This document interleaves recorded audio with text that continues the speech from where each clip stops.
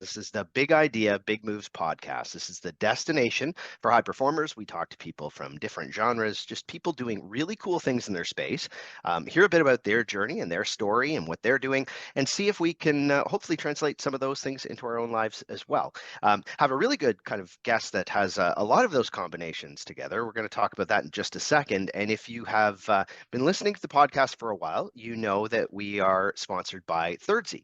And Thirdsy creates natural products that help athletes and high performers, or people just wanting to be able to excel, get some better quality rest and recovery from physical and mental stress. Their PM Recovery Collagen, it's melatonin free, it's sedative free, helps you get better rest, but also supports joint and muscle repair as well. So definitely check it out. If you go to our Instagram profile, you can go through a link there, and there's a code. It's BIBM20 for 20% off. That also works through their website as well, which is thirdsy.com. So check it out, see if it's something that you might be interested in. And so today, really excited to have Alex Klein with us today. She joined the Canadian Bobsleigh Program after a successful NCAA Division I basketball career at Bryant University, where she was a first-team All-Star or All-Conference and was named Female Athlete of the Year in her senior year. And following that, she played professional basketball in Europe, which I think we'll probably talk a little bit about. But she's also the co-founder of A-Team Apparel and founder of AK Coaching. It's an online business for high performers and achievers as well. So first of all, thank you for taking time. I know busy time for you always, Alex, but thanks for taking the time with us today. Thank you so much for having me. I'm excited. Great. Well, we've actually had a few people in your sport on the podcast before, and usually when we talk to them, oftentimes they've excelled in another sport prior to jumping into bobsleigh or bobsled. But yours is I would think is that story, but probably a more complicated one. So maybe if we can start there, just tell us a little bit about obviously you were an athlete in college, but also a professional athlete after that as well. And then some transitions had to happen afterwards. So why don't you tell us a bit about that? Yeah, for sure. So I played in Luxembourg for just under a season, and my career was unfortunately cut short because I was diagnosed with an autoimmune disease. So it's called ulcerative colitis, which is the sister disease of Crohn's. And a lot of people actually, in talking to people kind of about my journey, they know people personally or friends of a friend or, somebody in connection with their family or something that struggles with Crohn's or UC. So it's actually a really more common disease that's chronic, and a lot of people just don't talk about it for some reason. So yeah, I think it's really interesting that that's the case, but that's basically what jump-started my journey back to Canada. And then from there, I ended up meeting somebody who was affiliated with the bobsled team, and they suggested I go to a testing camp.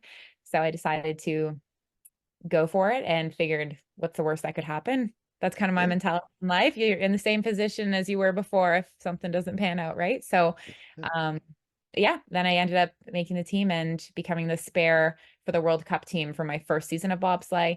And I just finished my second season as a racing athlete. Great. And when we've talked to people before, they said the transition can be very different just because of the type of sport it is. And I don't know, it would be interesting to know because you were doing basketball last, I guess. And what was the transition like because of the either explosiveness? Like, was there a difference in kind of how you had to kind of train your body and train what you do? 100% in every Yeah. way, shape, and form. In my presentation I was just giving yesterday, actually, at my old university, I broke down all of the differences between basketball and bobsleigh, and the list is just, it goes on and on and on, from the physical components to the mental side. And yeah, even the nervous system crashes, like things you don't typically experience in something like basketball. So it was quite a difficult transition, with, I would say, patience being one of the main reasons, and kind of trusting the process and fully trusting it and putting it, everything you have out there. Still finding it difficult. Like, it didn't just automatically switch into, oh, this is easy. So yeah, my body still wants to do things that are related to basketball because I played the sport for 20 years. So again, it's trusting the process and staying on the path that things will slowly start to click more and more. Yeah. And going back to your transition, I guess, between basketball and there, what like to leave basketball when it's such a big component of your life, I would assume at that point, especially, at the level you're playing. Um, how was that mentally to deal with? Like, did you find it very difficult when suddenly you realized that that might not be, your future even, immediately at that time? Yeah, I would say it's funny. Yes and no, more so yes. But the reason I say no is because at that time I realized how important health is. You are nothing without your health, right? You can't be an athlete without prioritizing your health. And that goes for anything. You can't be a good daughter, you can't be a good partner, you can't be a good friend, any of those without your health. And so that's when it really clicked and I made peace with that fact that um I couldn't be an athlete without prioritizing that first. But at the same time, I did compare it to an injury. So I kind of compared it in the same like injury and illness, same category. And I felt like that was out of control. So a lot of people who have, devastating injuries or perhaps career-ending injuries, that's something I felt I could relate to them with. And Hmm. so from that side of things, that was super difficult, especially being told it's chronic. It's not just something that can heal and you can Yeah. kind of or whatever. There are people who believe um and I'm still exploring this myself. So I consider myself quite open-minded about this UC in general and what I have, but there when they say it's chronic, I don't know if that's true per se. Like you can be in Hmm. remission, but there are more holistic methods and things that I prefer exploring. So not really sure if there's some people that say they can be healed, right, Yeah. forever. Yeah. Yeah. So I'm not the doctor. Like I don't know exactly if I'll never have a flare up again. So right now I'm in remission, but it's an ongoing thing that I have Yeah. to manage. Yeah. Well, and so much, I mean, you mentioned so many people have been, seem to be affected by something, a derivative of that at some point. I mean, obviously things progress over time too, and our understanding gets better every year of it as well. So that will impact it. Um, so when you decide, okay, so you're going into bobsled, that first time, because it's different when you do the push trials. From my understanding, I've never done it, but from my understanding is, so if you're just doing that in the push trials, it might be a little bit different than the first time you're actually like when you first hurdle down down the course. What Yeah. is that first time like? I know we've talked to a couple of people about their first time kind of jumping in and having to go down, and it's been everything from what did one person said, I think it was Madison Ilsley said it was like being thrown in a metal toolbox and shaken around and thrown down a hill kind of thing. But does it feel like what does it feel like the first time you go down? Yeah, it's funny because you definitely train your mind and body to like you know what to expect, right? Even with the nervous system crashes and the physical component as well as like what you have for to help you through it mentally. So physically, I'd say it feels like you're put into like a trash can and you're just thrown down the stairs. Yeah, yeah, One thing on Instagram, I saw like a little boy just went into like a little bin and like just went down the stairs and was rolling and then got out and celebrated. I kind of laughed when I saw it because that's how I feel sometimes after a run. But yeah, you do train yourself to get used to what you should expect. yeah. And a lot of people have different kind of coping mechanisms for letting the time pass Hmm. when you're back. So obviously we're not driving as brake women. So Yeah. we're folded in half and I slide with my eyes closed. Some people slide with their eyes open. It actually makes me a little bit more anxious to have my eyes open. So Yeah. I don't know, I naturally close them, but sometimes you can recite things in your head, or I know people that they keep stickers on the bottom, like near the brakes, so they just reread what the sticker says over and over. People have recited in their head, I'm a little teapot. So Oh, something that will yeah. just pass that 50 seconds to a minute and have you kind of not thinking about it at the time. But you get used to Wow. it. Wow. Yeah. Well, good for you. It sounds so fun. Uh, I I don't know if fun is the right word. no. It can be super fun, of course, but yeah, there's definitely other components involved. Yeah, yeah. So one of the things as part of the Canadian program. I know this year it changed a little bit because of the numbers of funding and all that stuff, and you and your pilot as well, I know, are kind of at a tier having to work your way back up again and things like that. What is that like? Because a lot of people probably don't understand that's difficult even from sponsorships and money to be able to do all those things, because even just that slight tiering difference can make a huge difference in how Right. much support you get. Tell us a little bit about that, and whether how that's difficult, I guess, to be able to do.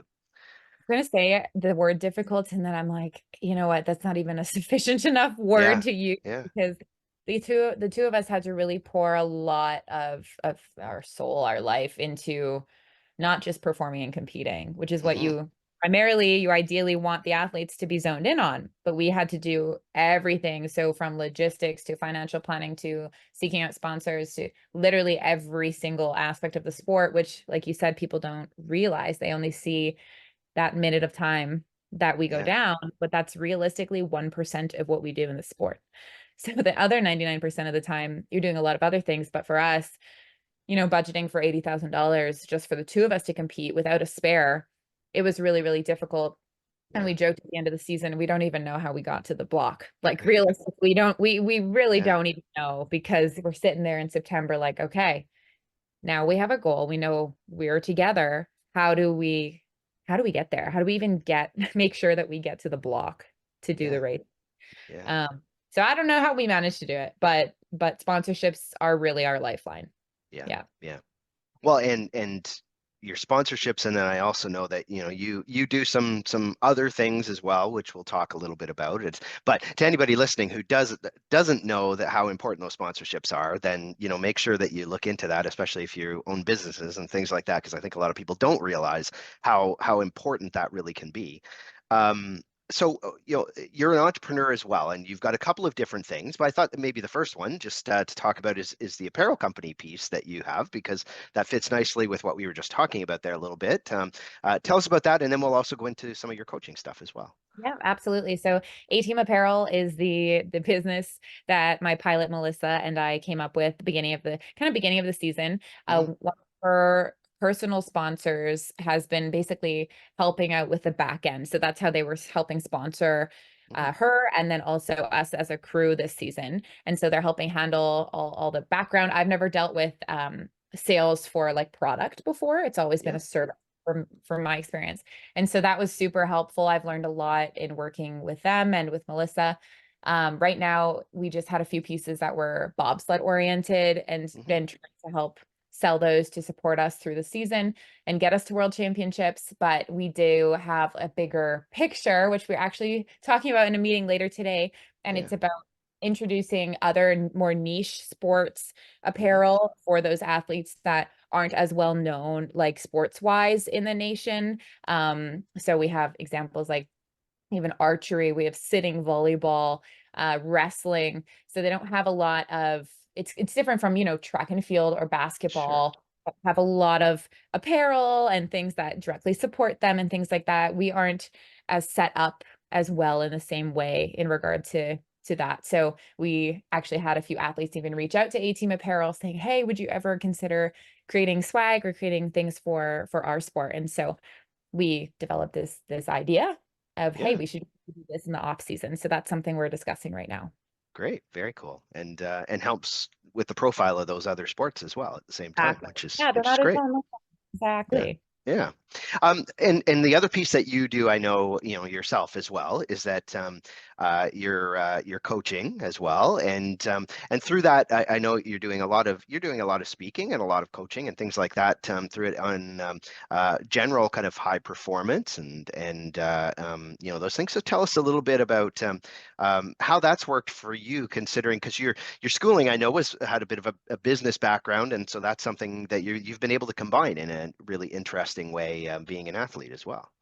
For sure. So I would say my AK coaching passion, that was created and started through my health experience. So hmm I really developed a passion of I wanted to be strong from the inside out, and I didn't want to be skinny anymore. I liked the idea of I wanted to just be strong, just be strong. And so I know, especially after sports, so I don't only work with athletes for my fitness and macronutrient coaching, but Yeah. for those who were athletes, we no longer need our bodies to perform in the same way that we at one time needed them to. And so a lot of people then just naturally focus on aesthetic, but they think that, you know, going on the treadmill is going to make them strong and toned, and their goals kind of didn't align with what they were doing physically and in the wellness world. So I decided to create this program that it was strong over skinny, and that was kind of the idea. Mhm. And all the women who join my coaching,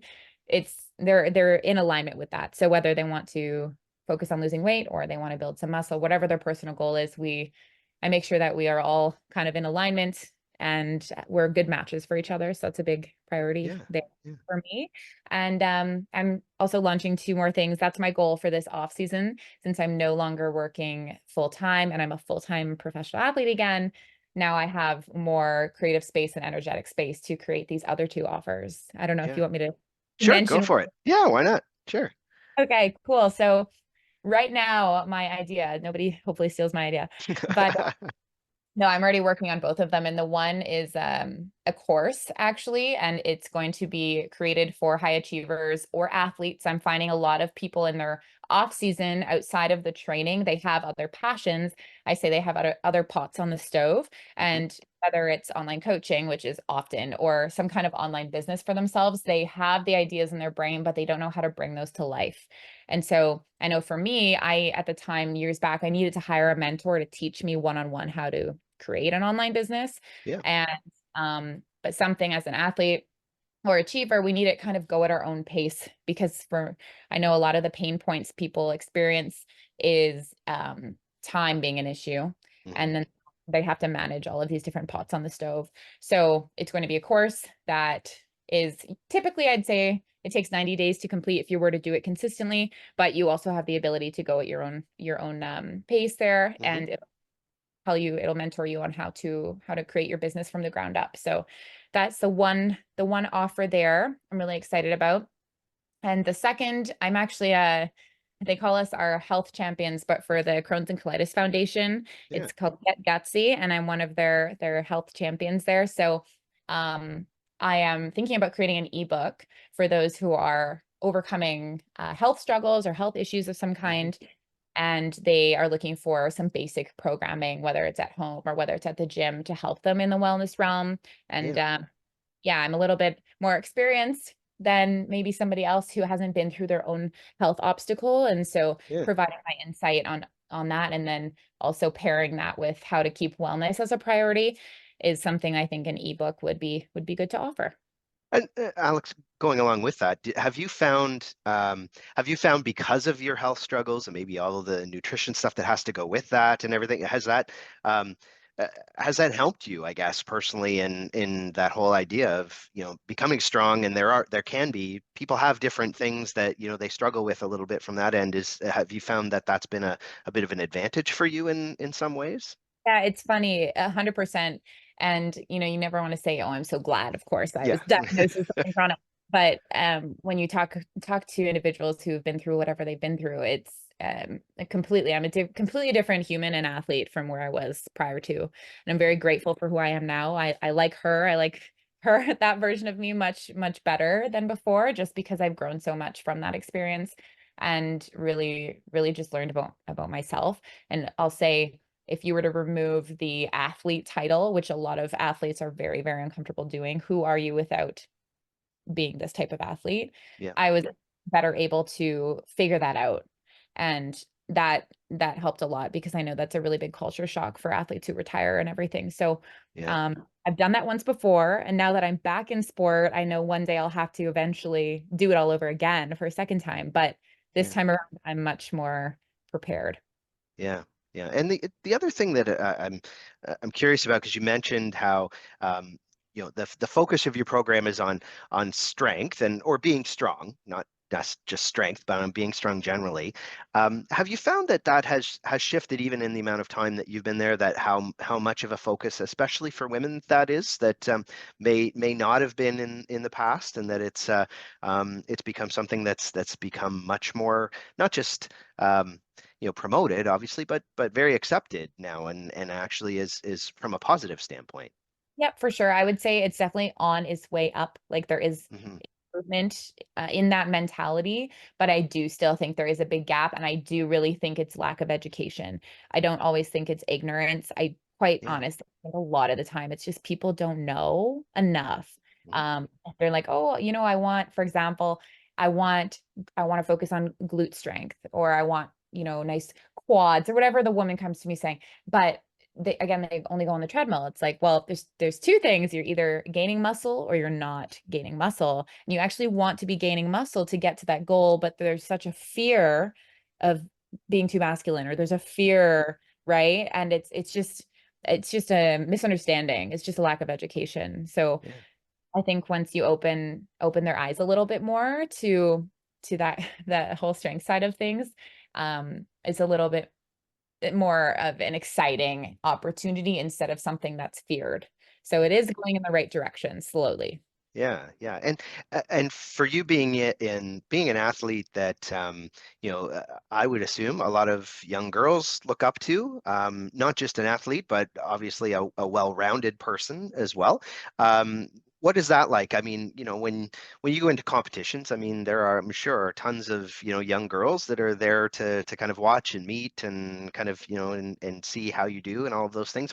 What's that like from an athlete standpoint as well? One of my favorite parts.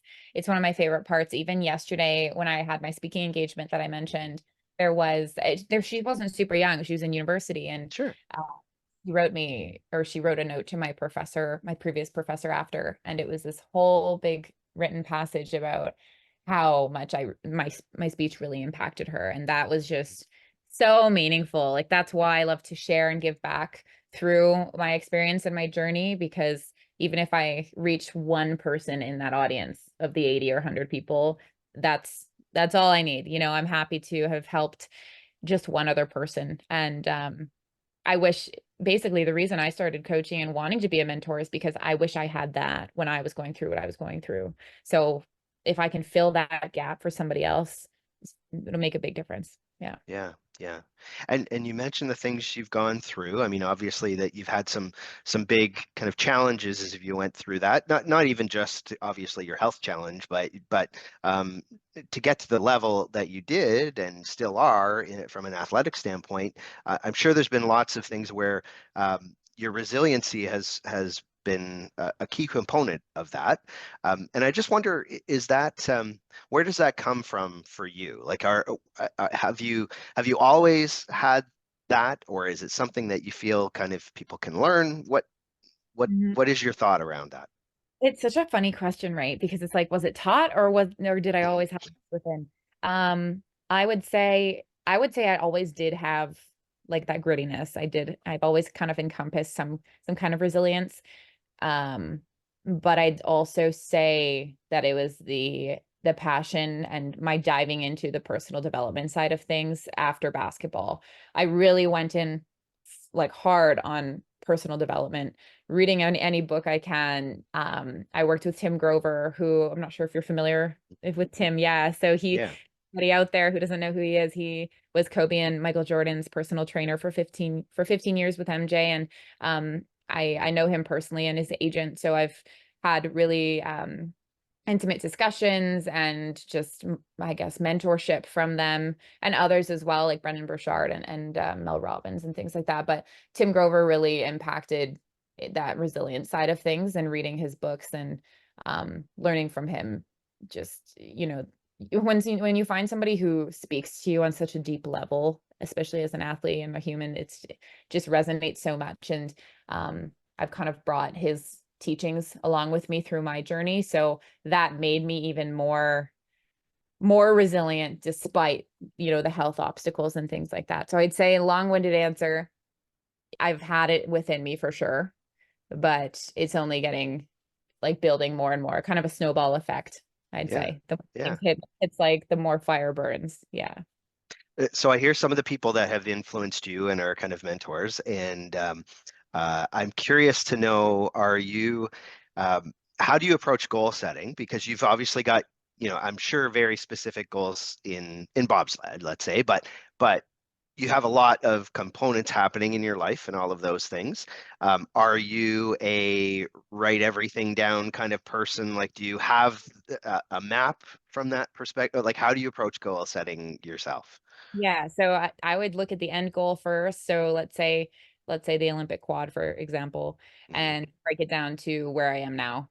And how can you fill that in between that sandwich? You have one side of the bun of the burger and then the other bun, but what do you do, or what do you work with in the middle to get there? So that's kind of one method how I look at it. And then I'm big on schedule blocking. So from a day-to-day basis, that's super important to me. I'm a very organized person. I'm always looking at my calendar, and it's because of juggling those different pots on the stove. You kind of like can't not do that.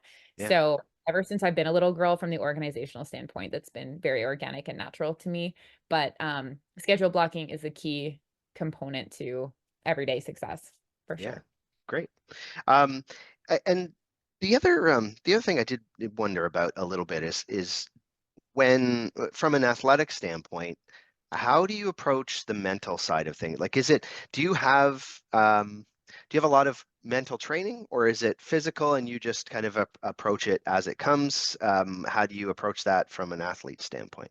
Yeah, so it's funny because in basketball, I never thought about that side of the game. Hmm. Never even crossed my mind, and whether it had to do with probably not as much immaturity at that time yet per se, and even just like having not have experienced that health stuff yet. Now I really, especially with a sport like bobsleigh, understand the Hmm. importance of it. It is so important. You always hear it, the importance of visualizations and even like the Calm app and yoga and mindset training. But once you incorporate that religiously into your lifestyle, you realize how impactful that is. And even for like when I get stressed out, that's what triggers flare-ups for me. So Hmm. now on a personal level, my body responds physically. So I really have to manage those stressors because that's a whole other thing on top of what's already there. So we do work. I work with mental performance coaches. I'm rereading Tim's book right now, and I'm always kind of making sure that in some way, shape, and form, there's like the personal development side of things, but also mental performance training, because like I said, it's very important to not have a flare up for me. Yeah, Enable me to allow me to still train. And bobsleigh is such a high stress yeah, environment.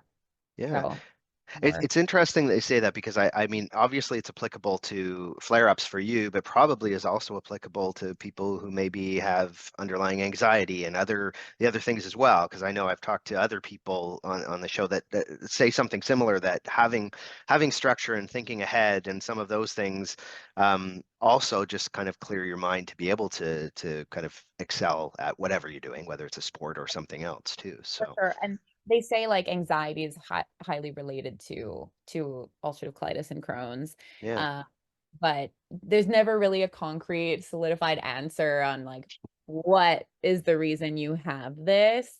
To my knowledge, it doesn't run in my family, maybe, like, generations but it's funny thinking about it because anxiety is definitely related. So being able to control as much as you possibly can while being in an environment where there is fear, and you have to accept that as humans we experience fear. So yeah, how do you manage that the best way you can? yeah.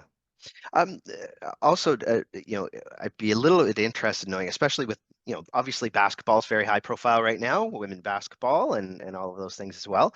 Um, have you found, at least in some sports, you're starting to see more financial support, more prominence, more opportunities for kind of women in sport. Do you see that kind of happening even in the amount of time that you've been in? I mean, you're still young, so I'm sure, you've benefited from some of that, I guess, prominence now. But have you seen change, and is it something that you see sustaining over time? I do see change. Like you said, basketball in particular is a big Mhm. focus around the world right now. Do I think it's there? No. Is it equal to men's sports? No. I know in the upcoming Olympics, I believe for Paris, I think I read Paris 2024 Olympics, it was 45% women and then the rest was men. So it's an improvement. Is it there Yeah. yet? No. The most amazing sporting event I've ever attended to this date, and I've been to Pats games, like Patriots games, I've been to all Hmm. sorts of pro games, was the WNBA game that was hosted in Toronto. It Hmm. was the most moving, spectacular experience. It was so emotional. The roof felt like it was going to blow off of the building. The fathers that were there with their daughters holding signs up. It was just such a special atmosphere. And I Yeah. know it wasn't just me feeling that, it was contagious throughout that whole building. So that was really, really special. You can feel that things are moving. And I do, feel that and experience that. But I'll just add super quick. Yeah. Um, Days ago, I went to my old university's gym and I wanted to see if my old strength coach was still there. So I just walked in a normal looking outfit, not an athletic outfit, and um, introduced myself to the three new coaches. And they were young guys, and they took their time to kind of open the door and they kind of looked at and laughed. And I was thinking, this is kind of odd. And then eventually one of them opened the door and I said, "Oh, did you not want to like open the door for me? Am I interrupting anything?" And he said, "Oh, you don't really like look like an athlete, so we didn't know." And then I was like, "Oh, that's funny. I'm actually a professional athlete." So I would always suggest opening a door for a woman. Very odd thing to do. And he also mentioned, I asked what he was doing with training the women's team versus the men's team and about Olympic lifting, because I wish I had learned that side of strength. And I think Yeah. that elevated my game. And it was a gap there. I know I'm not the coach for the team, but I wish I had learned that when I was younger. And he said, "Oh, I'm introducing it to the men's team, actually, like high pulls and Olympic movements there." And I'm thinking, the women are playing the same sport. Yeah. Am I missing something here? We're literally playing the same sport as the men. So, you see some Yeah. It's still improvement there. still there, and that really Yeah. rubbed me the wrong way. So, Yeah, I don't blame you. I mean, going in, yeah, and well, it's gotta hurt that much more going into your your old yeah, program and everything. I See mean, that, right? I definitely put him in his place a little bit. Well, Also, that yeah, I'm sure. As well you should, as well you should. So, um, wow, okay. Um, So, one one thing we ask everybody when they're on the show, and we've already had tons of great stuff in here, and it's just if we can get a couple of tips from the guest on the topic, and because you have so many different things, like you talked about, kind of pots on the stove, you have lots of things there, and I'm sure lots of people listening, because we have not just athletes, we have entrepreneurs, we have people just doing doing their own thing and trying to kind of juggle all those things in their life. Do you have a couple of tips on how to do that, or a couple of things that really work for you? mhm. Something I was very resistant of for a long, long time was I was very used to adding and adding and adding and adding to my plate. So, grinding to the ground, getting 4 hours of sleep, adding, adding, adding, adding. But Yeah, then something that Tim actually mentioned, Tim Grover, to me personally, was that you can't keep adding. You have to subtract and subtract and subtract and subtract. And that was super uncomfortable for me. yeah, So last year was when it actually clicked, for real clicked. And I had to give up my job. I had to give up my home. I lost a relationship. You do all those sacrifices yeah. because you can't just, I mean, in my case, it's bobsled. So I can't just quarter, I don't know if I can swear, Okay, or, it's okay. or what I'm pursuing, because Yeah, it won't work. It won't work. And yeah, so I really realized that I needed to subtract. And as resistant I was to that, yeah, it created the energetic space and it allowed me to have that capacity now to thrive in the areas that will eventually hopefully lead me to the end goal. I can't just keep adding forever. So that's what I would suggest to a lot yeah, of high achievers and performers, is it's natural for us to want more and more and more and more and more, which isn't bad, but you have to have the capacity to allow yourself to do so. yeah. Well, okay, that's great. Um, It's funny. I keep sitting here dwelling on the fact that on your story just before you did this as well. I was just thinking, man, that just seems so wrong that you've kind of went into your kind of last space and kind of see that people are still treating training so differently for women. That's um, Mind-blowing. Oh, yeah. yeah. Yeah, it's I because I keep thinking like so we have so many CrossFitters on our show, and I just think of like somebody like Tia Toomey who actually did bobsled as well, and it's just it's incredible to think that that you aren't using some of those same things that she would probably blow most of the male athletes out of the water on being able to do that. So I would love to see that happen. I don't know. well, we'll have to see if kind of Tia can maybe accidentally pop in and maybe give them a bit Awesome. of a coaching session on it. So Alex, how if people are wanting to follow you, maybe connect in with some of your businesses and things like that, what are some of the best ways of being able to find more information about you and follow your journey? Yeah, so they can reach me. My main Instagram is it's.alexklein, Klein. Mhm. And my email to email me personally, it can be alex@coachalexklein.com. So I would say those two resources would be best. Awesome. Okay. Well, again, thanks very much for taking the time with us today. We really appreciate it. I mean, it's been great and nice to kind of see to get some insight into stuff that we may not normally kind of have gotten insight into about some of the sponsorship things and things like that. So I would kind of throw out there to anybody that is looking at doing that. That's a good reason to connect as well if you want to be able to do that. But again, thanks for taking the time with us, Alex. Thank you so much. All right. And to everybody else, we will talk again on Big Idea, Big Moves.